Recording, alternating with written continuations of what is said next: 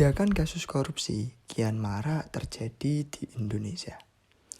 Lalu, apa itu korupsi? Menurut World Bank, pada tahun 2000, korupsi merupakan suatu penyalahgunaan kekuasaan publik demi keuntungan pribadi.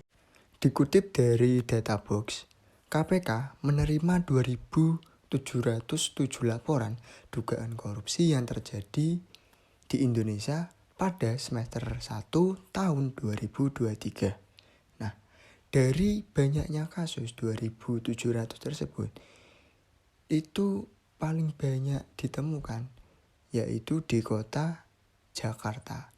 Nah, berdasarkan wilayahnya, DKI Jakarta itu tercatat sebagai provinsi dengan laporan dugaan korupsi terbanyak yang diterima KPK, yakni 359 laporan sepanjang dari Januari sampai bulan Juni tahun 2023 kemarin. Kemudian ada Jawa Barat yang menempati posisi kedua dengan 266 laporan. Lalu diikuti dengan Jawa Timur dengan 213 laporan, Sumatera Barat 202 laporan, dan Jawa Tengah 135 laporan. Nah, dalam catatan KPK, dari 2.707 laporan dugaan korupsi tersebut, ada 329 laporan yang tidak memenuhi tindak pidana korupsi.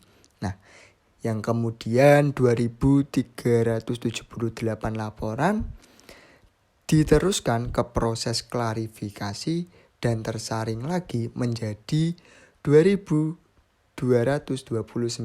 laporan yang lolos tahap verifikasi. Lalu dilanjut dengan menjelaskan ada 1.058 laporan yang telah ditelaah. Adapun 962 laporan diantaranya dinyatakan selesai.